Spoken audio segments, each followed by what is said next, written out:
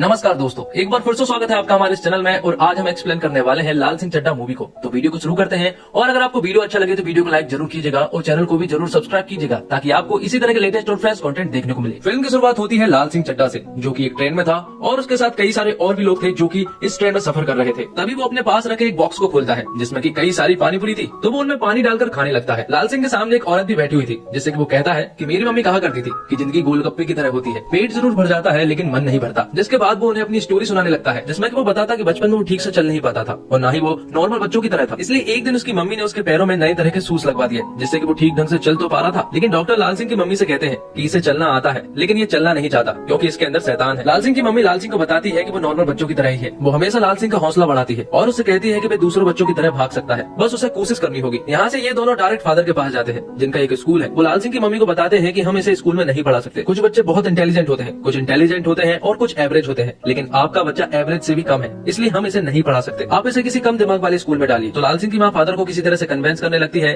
और आखिरकार फादर भी मान जाते हैं। और फिर अगले ही दिन से लाल सिंह स्कूल भी जाने लगता है और पहले ही दिन उसकी मुलाकात होती है रूपा से। लाल सिंह कहता है कि उसने रूपा से खूबसूरत लड़की आज तक नहीं देखी। जिसके बाद वो दोनों साथ में ही रहने लगते हैं और उन्हें इस तरह देखकर लाल सिंह की मम्मी भी बहुत खुश होती है क्योंकि लाल सिंह के कोई भी दोस्त नहीं थे और साथ में रहकर रूपा और लाल सिंह ने आपस में एक दूसरे से काफी सारी चीजें भी सीखी। लाल सिंह रूपा से शादी करना चाहता था, इसलिए लाल सिंह जब रूपा से शादी के लिए पूछता है तो रूपा कोई भी जवाब नहीं देती। अब आगे हमें बताया जाता है कि लाल सिंह की मौसी दिल्ली में रहा करती है और अक्सर वो वहाँ पर घूमने जाया करते हैं। और जब इस बार वो घूमने गए थे तो वहाँ पर अचानक से कई सारे आतंकी हमले हो जाते हैं जिससे कि उन्हें घर में ही रहना पड़ता है। और जब लाल सिंह अपनी मम्मी से पूछते हैं कि क्या हुआ तो लाल सिंह की मम्मी उन्हें बताती कि बाहर मलेरिया फैला हुआ है इसलिए वो बाहर नहीं जा सकते। यहाँ पर मलेरिया का मतलब आतंकी हमलों से था। जिसके बाद लाल सिंह बताता है कि जब वो लोग मौसी के घर फिर से गए थे तो वहाँ पर कई सारे लोग छत पर डांस कर रहे थे। उन्हें देखकर लाल सिंह भी डांस करने लगता है जिसका अंदाज एकदम अलग था और उसे इस अंदाज में डांस करता हुआ देख एक लड़के को वो डांस पसंद आ जाता है और वो लड़का कोई और नहीं बल्कि शाहरुख खान था। जिसके बाद शाहरुख खान ने उससे डांस सीखा और इसी डांस के बदौलत शाहरुख खान एक बहुत बड़ा सुपरस्टार बना। अब लाल सिंह हमें बताता है कि जब वो लोग अपने घर वापस आ चुके थे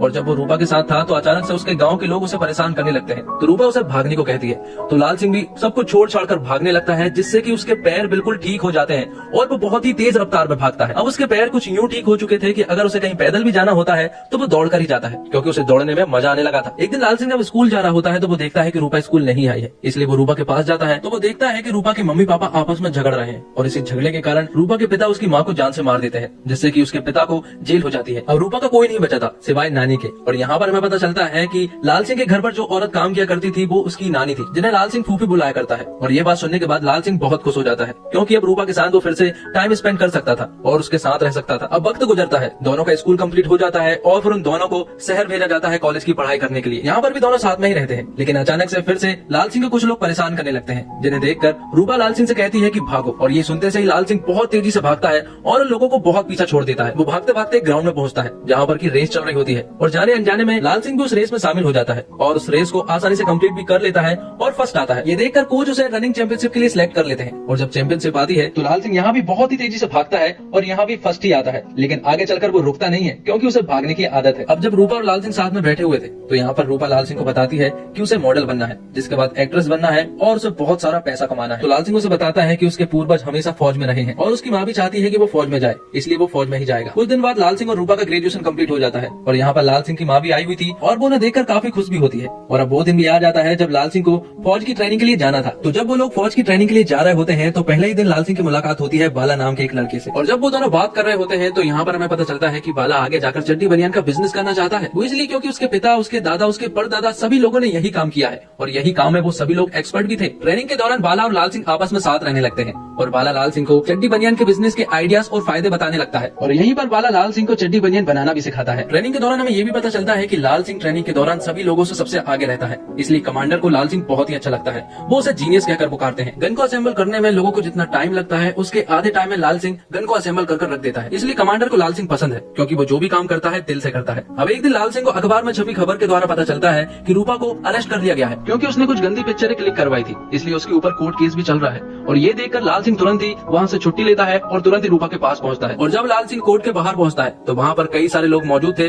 जो कि रूपा के खिलाफ नारे लगा रहे थे। उन्हें देखकर लाल सिंह को गुस्सा आ जाता है और वो उनसे झगड़ा करने लगता है। अब रात में लाल सिंह और रूपा जब साथ में बैठे हुए थे तो दोनों आपस में उनकी कुछ बातें बताते हैं। लाल सिंह उसे बताता है कि वो फौज में है और साथ ही वो रूपा से कहता है कि क्या वो उसके साथ शादी करेगी। तो यहाँ पर रूपा उसे कहती है कि क्या तुम्हें शादी का मतलब भी मालूम है। रूपा उसे कहती है कि हम दोनों एक दूसरे से बहुत अलग हैं। उसे कुछ बड़ा करना है, मशहूर बनना है और बहुत सारा पैसा कमाना है। तुम मुझे अच्छे लगते हो लेकिन हमारा कुछ नहीं हो सकता। सकता। आगे हम देखते हैं कि रूपा के एक्ट्रेस बनने के चक्कर में वो गलत कदम उठा लेती है और डायरेक्टर के साथ गलत संबंध बना लेती है। यहाँ दूसरी तरफ लाल सिंह की बटालियन को वॉर के लिए भेजा जा रहा था। दरअसल उन लोगों को पता चला है कि कारगिल के पहाड़ी पर 6 आतंकवादियों ने बनकर बनाकर रखा है, इसलिए उन लोगों को खत्म करने के लिए इन लोगों को भेजा जा रहा है। और जब वो लोग रास्ते में थे तो यहाँ पर बाला लाल सिंह से कहता है कि क्या वो उसके चड्डी बनियान का बिजनेस पार्टनर बनेगा, तो लाल सिंह भी हाँ कर देता है, जिसके बाद एक खतरनाक वॉर सीन दिखाया जाता है। और यहाँ पर हमें पता चलता है कि वो सिर्फ 6 लोग नहीं थे बल्कि 6 से ज्यादा थे और वो लोग इन पर भारी भी पड़ रहे थे। और लाल सिंह को मारना बिल्कुल भी पसंद नहीं था, इसलिए वो अपने घायल हुए सैनिकों को बचाने लगता है। और जब वो कई सारे सैनिकों को बचा ही रहा होता है तो उनमें से वो एक ऐसे सैनिक को भी बचा लेता है जो कि उनका सैनिक नहीं था बल्कि वो तो दुश्मन था। तो इस जंग में कारगिल की लड़ाई तो हमने जीत ली थी, लेकिन इस जंग में हमने बाला को खो दिया था और बाला के जाने का लाल सिंह को बहुत ज्यादा दुख होता है। आगे हम लाल सिंह को हॉस्पिटल में देखते हैं। दरअसल लाल सिंह को पिछवाड़े में गोली लगी थी और उसे ऐसा लग रहा था कि शायद मधुमक्खी ने काटा है, इसलिए उसका यहाँ पर इलाज होता है। और उसी के बाजू वाले बेड पर मोहम्मद भी था और ये मोहम्मद वही मोहम्मद है जिसे कि लाल सिंह ने बचाया था और ये एक आतंकवादी है। लेकिन इस बात से सभी लोग अनजान है, उन्हें ऐसा लग रहा था कि ये भी एक फौजी है,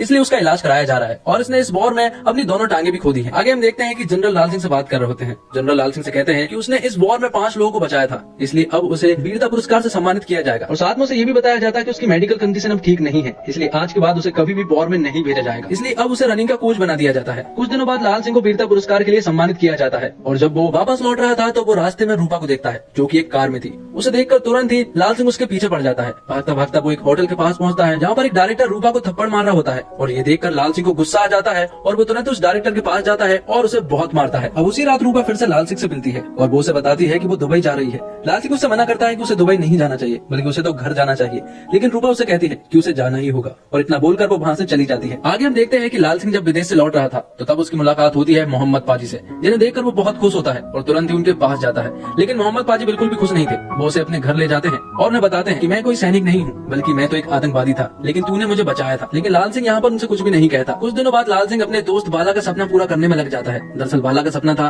कि वो चड्डी बनियान के बिजनेस को एक बड़े स्तर पर स्टार्ट करे, इसलिए वो 3 लोगों को मशीन चलाने के लिए बुलाता है। उनमें से वो एक खुद भी था। वो दोनों रोज 10-10 चड्डी बनियान बनाते और लाल सिंह एक ही दिन में 20 चड्डी बनियान बनाता। इसी तरह से उन्होंने कई सारे चड्डी बनियान बना लिए थे। सब कुछ बाला के प्लान के मुताबिक चल रहा था, लेकिन प्रॉब्लम ये थी कि चड्डी बनियान खरीदने वाला कोई भी नहीं था, क्योंकि बाला के मुताबिक एक महीने में 800 चड्डी बनियान बिक जाना चाहिए था। लेकिन अभी तक तो सिर्फ 5 चड्डी बनियान बिकी है और वो भी लाल सिंह की मां ने लाल सिंह के लिए ही खरीदी है। कुछ दिनों के बाद लाल सिंह के गाँव पर मोहम्मद पाजी आ जाते हैं और वो उससे कहता है कि वो मशीन तो नहीं चला सकता, लेकिन वो चड्डी बनियान को बिकवाने के लिए मार्केटिंग मैनेजर बन सकता है। सबसे पहले तो बनियान पर लिखे हुए नाम को बदलने को कहता है, तो लाल सिंह उस बनियान का नाम रूपा रख देता है और तब से उनकी चड्डी बनियान बिकना स्टार्ट हो जाती है। धीरे धीरे कर वो एक बड़े स्तर पर पहुंच जाते हैं और एक बड़ी सी फैक्ट्री को बना लेते हैं। आगे चलकर यही कंपनी बनती है रूपा कॉर्पोरेशन। कुछ दिन बाद मोहम्मद पाजी लाल सिंह से कहते हैं कि जो शहर में मलेरिया फैलता है वो मलेरिया हम ही लोग फैलाते हैं, इसलिए वो चाहता है कि वो वापस जाए और उन लोगों को बताए कि ऐसा नहीं करना चाहिए। तो कुछ दिन बाद मोहम्मद पाजी वापस चले जाते हैं और उनके जाने के बाद लाल सिंह के पास एक कॉल आता है और उसे बताया जाता है कि उसकी मम्मी की तबीयत बहुत ज्यादा खराब है, इसलिए लाल सिंह तुरंत ही दौड़ता हुआ अपनी मम्मी के पास जाता है जिन्हें की कैंसर हो गया था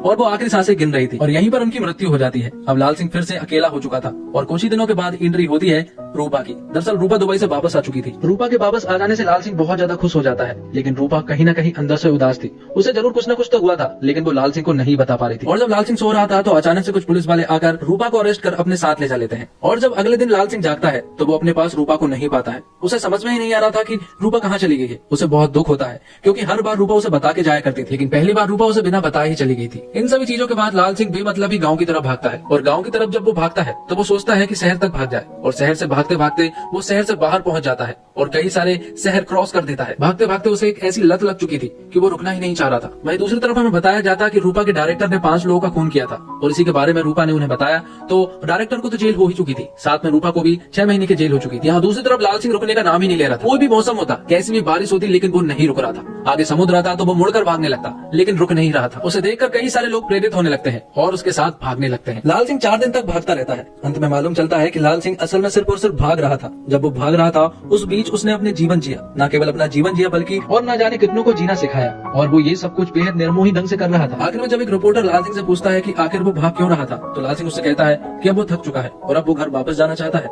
और ये सारी न्यूज रूपा भी देख रही होती है। अब आगे हम देखते हैं कि लाल सिंह तैयार होता है, खूबसूरत तरीके से पग बनाता है और कहानी पहुंच जाती है प्रेजेंट में जब वो कहानी सुना रहा होता है। लेकिन यहाँ पर हम देखते हैं कि चंडीगढ़ स्टेशन आ चुकी थी, क्योंकि आज वो रूपा से मिलने के लिए जा रहा था। वो सभी से यहाँ पर बाय बोलता है और खुश होते हुए स्टेशन से बाहर निकलता है, जिसके बाद वो रूपा से मिलता है। रूपा को पानी पूरी का बॉक्स देता है और उसे शादी के लिए प्रपोज कर देता है और रूपा भी हाँ कर देती है, जिसके बाद उन दोनों की शादी हो जाती है और अब वो खुशी से जीवन बिताने लगते हैं। और कुछ ही दिनों के बाद उनका एक बेटा भी होता है जिसका नाम अमन होता है। उनकी लाइफ बिल्कुल ठीक चल रही थी, लेकिन अचानक ही रूपा की तबीयत बिगड़ने लगती है और जब चेकअप कराया जाता है तो हमें पता चलता है कि रूपा को कैंसर है और अब वो ज्यादा दिनों की मेहमान भी नहीं है और आगे जाकर रूपा की भी डेथ हो जाती है। जिसके बाद फिर से एक बार लाल सिंह अकेला पड़ चुका था, उसके साथ सिर्फ अपना बेटा था और आखिर में लाल सिंह अपने बेटे अमन को स्कूल छोड़ता हुआ दिखता है, जहाँ अमन खुश होकर स्कूल जा रहा होता है और आखिर में लाल सिंह अपनी पूरी फैमिली की फोटो देखता है। तो दोस्तों, लाल सिंह चड्ढा 6 अकेडमी अवार्ड जीतने वाली फिल्म फॉरेस्ट गंप का ऑफिशियल भारतीय रीमेक है। अतुल कुलकर्णी ने भारत को ध्यान में रखते हुए कुछ बदलाव के साथ इस फिल्म को लिखा है। लाल सिंह चड्ढा एक ऐसा शख्स है जिसे बात देर से समझ आती है, या कह सकते हैं कि वह स्ट्रीट स्मार्ट नहीं है, दिल का साफ है और माँ का कहना आंख मूंद कर मानता है। बचपन में उसके पैर की तकलीफ के कारण वह ठीक से चल नहीं पाता था,